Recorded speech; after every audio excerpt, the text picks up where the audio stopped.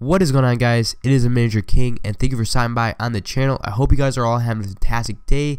That is right, guys. We're going to be talking about what if Black Ops 3 was released after Infinite Warfare.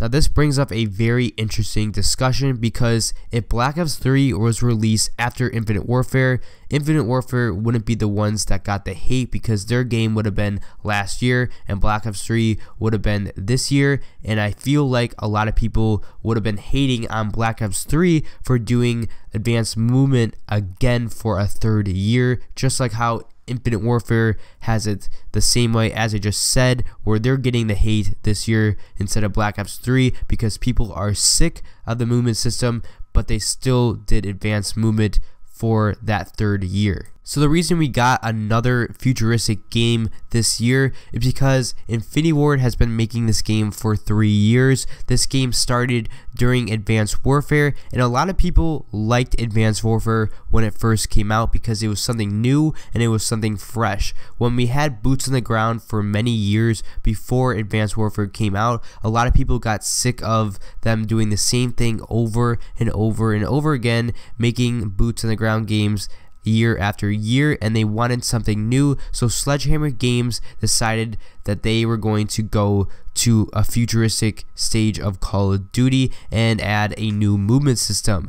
And a lot of people liked this when it first came out, but mid-game a lot of people decided that, hey, we want to go back to boots on the ground. And year after year, going up to 2016/2017, we got 2 new games, Black Ops 3 and Infinite Warfare. As we know, a lot of people just don't like Infinite Warfare, but Black Ops 3 kind of did the movement system in a better way. It was more boots on the ground than flying like Advanced Warfare, and I actually liked Black Ops 3. I think they did the movement system very well. A lot of boots on the ground in that game, even though it was a very futuristic game. But then we got a copy and paste of Infinite Warfare. Whether or not Infinity Ward actually copied and pasted Black Ops 3, which I don't think they did. I just think they have a very similar movement system. It still feels like a very similar game to Black Ops 3. So I got a little further ahead than I wanted to, but going back to people actually liking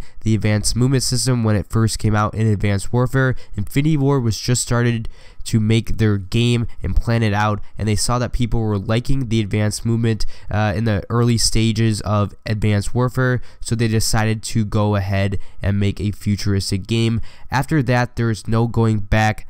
That is why they couldn't stop making Infinite Warfare, and they had to release Infinite Warfare this year or last year, because 2016 is when Infinite Warfare came out. There was no going back. They already put a lot of work into it, and they weren't going to stop now. So whether or not we wanted this, we are stuck with it this year, and we just have to appreciate whatever game we got from Call of Duty. So I think they saw a lot of people not wanting a futuristic game for a third year again, but they were already in development with Infinite Warfare, so they couldn't just not release the game. So they decided to remaster Call of Duty 4 Modern Warfare, and they were hoping that people wouldn't hate on Infinite Warfare and they would have a boots on the ground game and a futuristic game, but people still decided to hate on Infinite Warfare. Now, talking about what the title is, what if Black Ops 3 was released in 2016 and Infinite Warfare was released in 2015, which is when Black Ops 3 was actually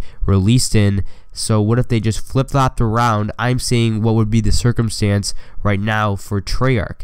They would be the ones that are getting the hate instead of Infinity Ward, because people would have been sick and tired of the futuristic stage, and this is just to show that Infinity Ward is in the worst position ever.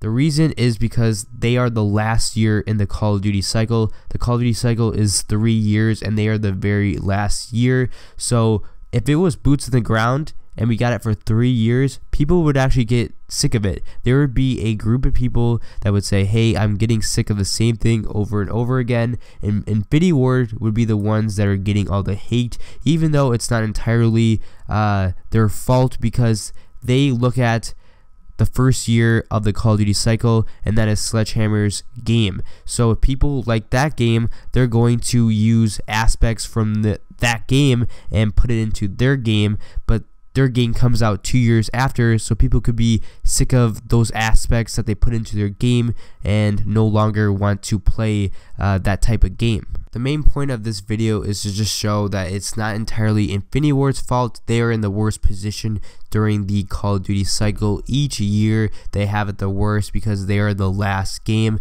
and it is very hard to do something new after 2 years of Call of Duty games being released before theirs. But guys, make sure to drop a like on the video. Don't forget to subscribe for daily Call of Duty content, and also have a fantastic day. Peace out, guys.